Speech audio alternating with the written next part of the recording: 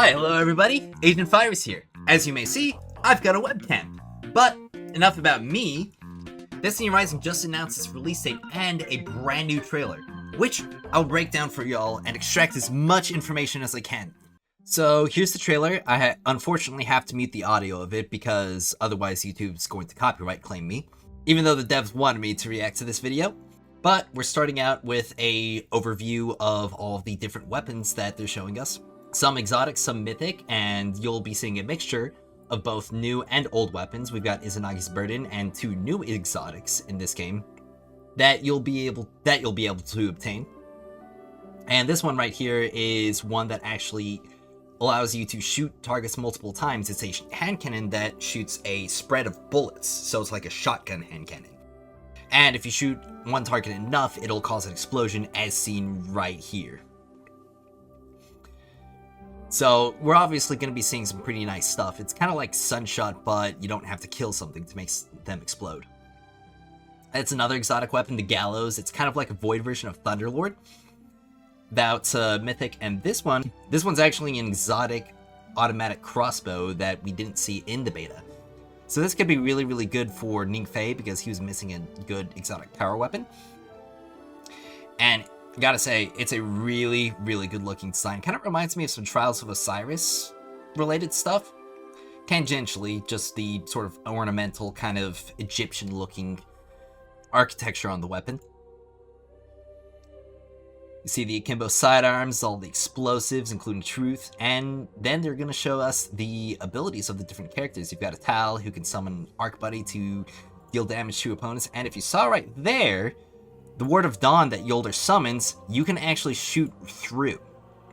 So that means you can pop your bubble, and you don't have to exit it. You can just stay protected permanently. And a nice little factoid about Yolder, this Guardian right here, she actually gets a damage buff when enemies attack her shields.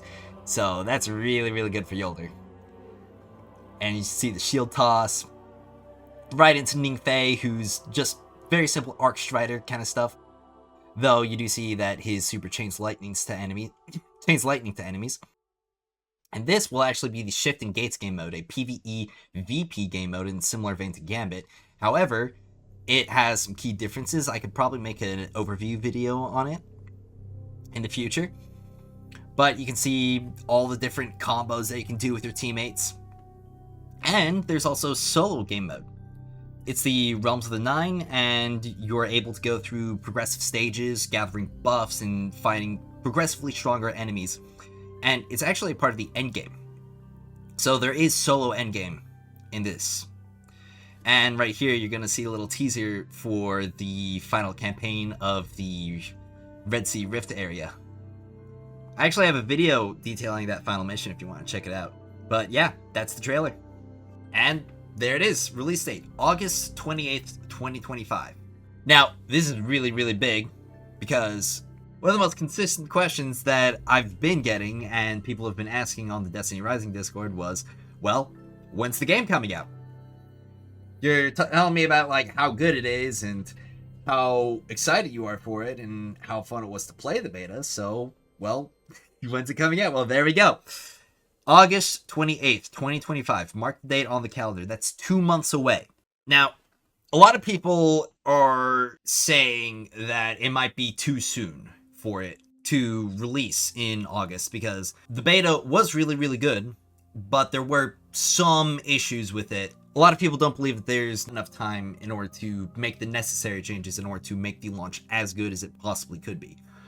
However, what they may not know is that betas are often built many, many months before their release. So what we saw in May was likely built and ready for release sometime around, I don't know, maybe January or February. So there's many more months between then, that little release window, and now, and even August. So a lot of those little tiny changes, little extra bits of polish might already be instituted into the game.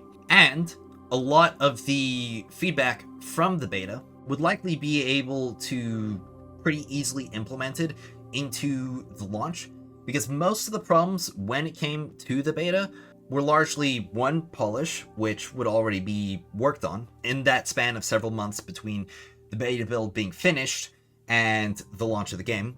And two, the other biggest issue came down to the economy of the game.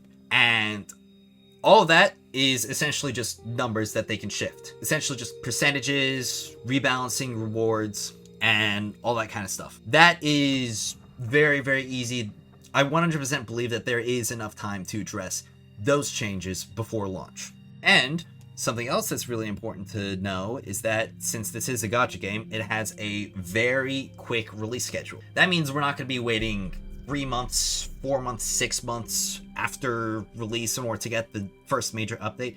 It's only going to be 2 months before the first major update. And if you're a Destiny player, that is pretty exciting because in order to get major content updates, we usually had to wait 3 months between seasons or even longer now in order to get new modes, maps, weapons, etc. All that is going to be coming to Destiny Rising at a much faster pace. And that means that even if there isn't necessarily enough content at launch to last a year, we're going to be getting all that content throughout the year, even faster than it comes out in Destiny 2. So if you guys are worried about not having enough to do, don't worry. I'm honestly really, really excited for this. I was expecting a fall release. Most people were expecting a fall release for it not to be coming out until like September or November, maybe even later than that. So this August release looks really, really good. Now, what I am hoping is that we get some more details than just this release date, because I want to just know more about the game. There were several hints of things that there were several things on the Discord that they were sort of teasing in order to hype up this event today. Obviously, the first one was new trailer, which we saw. Third one was release date or launch date. And the second clue was GP Note or GP Pencil. A lot of people are still not really entirely sure on what that is supposed to mean. Most of the people who were guessing were like global playtest, which obviously that wasn't going to happen. But the other big thing was patch notes. So I would love to see a blog post detailing all the different changes and optimizations that they're making in between the beta and launch. And of course, there are still more opportunities for them to announce things throughout the day. One thing that wasn't part of the official announcement was the fact that there is now a new icon for the game on Destiny Rising. This is the new icon. It shows Wolf wielding Sweet Business. I don't really know why they chose to have Wolf wield Sweet Business. The Satiolixni grenade launcher is essentially his signature weapon, but I don't know, maybe it just looks a little bit better. It has better contrast because the Satiolixni Smart Bomb is a gray silver weapon, so it would kind of blend into his whole color scheme on his body. This was the icon for the beta tests. It was just sort of like a cutout of that. Some of you may be thinking, what are the big advantages for an August release? Well, releasing late in August is actually extremely good for Destiny Rising for a multitude of reasons. Reason number one being that people are going back to school. The summer season's ending, and people are getting back to their usual way of things. And Destiny Rising being a mobile game means that there are going to be a lot more people who are on the move, out of the house, who need something to play. So you've got all these guys who are like, I'm going to work on a commute on a bus, or I'm going to school. I've got this shiny new game to play on my mobile phone called Destiny Rising. And I could just boot it up on my phone, play it on the way there, or play it while I'm waiting at like a stop or something, or play it in class. You know, a lot of people do stuff like that because they can get away with it. Don't recommend it. Stay in school, guys. But that is a major advantage for Destiny Rising releasing in August. Reason number two why Destiny Rising releasing in August is an exceptional date for it is because what's coming out in July. And I'll show you what's coming out in July. The Edge of Fate. So there's going to be all these people who are playing Destiny Rising: The Edge of Fate, or not Destiny. They're going to be all these people who are playing The Edge of Fate all throughout July. And it's going to be a month and a half later, 6 weeks. So they've played through all the content, and the only thing that they really have left to do is just power grind for more weapons, play all the activities that they've played already. So they've got a lot less things to do. Hype's died down, and they're just sort of in that kind of like maintenance mode.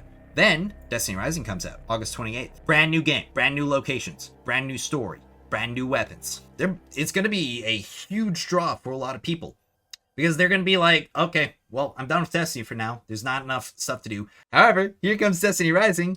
A whole lot of stuff to do, and a whole lot of things to play. And the best opportunity for both Bungie and Destiny Rising is that during the dry periods, Destiny Rising can just soak up all the players who are sort of like disillusioned with the current state of the game or are just kind of bored, and Destiny 2 can just continue existing. So then they can just play Destiny Rising while they're waiting for Destiny 2 to release some more stuff. So this way, Destiny Rising doesn't have to compete with Destiny and launches at the best time possible for them to just soak up all of the players.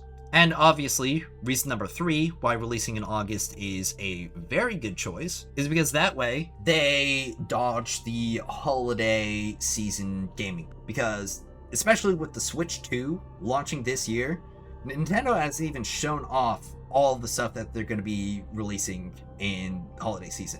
And that's biggest sort of like chunk of time right there that the big players are going to be throwing out all the best stuff that they have, especially Nintendo, which is a mobile console. So, obviously, competing with another mobile device. So now they're getting ahead of the competition, being able to carve out a niche inside of the gaming sphere. August is probably the best time to release Destiny Rising, period, for all of these reasons. The only one thing that could possibly harm this is if it's not enough time to make launch as good as it possibly could be. But like I said, when it came to the beta, the game was already in an amazing state with just a little bit more content. And I mean like a few more maps, a few more strikes, and just increasing the general polish of the game. Because the game runs extremely well. It's very well optimized for mobile devices, and that means if you play on PC through the Mumu player, the load times in Destiny Rising are so fast. I'm pretty sure the longest load time I actually had was like 5 or 6 seconds. It would take me longer to open up my browser and check something than it would be for me to just sit there on the screen and wait for it to load. It honestly took longer to reach the title screen of the game, going through all the credits and stuff, than it did to actually load into the servers. And again, when it came to the endgame economy, that is a very, very easy fix because they just tweak the numbers, they tweak rewards, and now you've basically just got a really, really good game that's entirely free to play, costs literally nothing to go through all of the campaign stuff, and everything except for the characters costs nothing to obtain. Even the characters, you can get all the characters for free if you're lucky enough, and if you're smart enough with your pulls. Now, if you are interested in Destiny Rising, there is a link to pre-register the game down below. And if you're interested in guides, commentary, gameplay overviews, news updates, basically anything and everything to do with the game, I will be covering Destiny Rising as much as I possibly can on this channel. So feel free to throw a sub. If you've enjoyed my discussion today, please leave a like on the video and comment your own thoughts down below.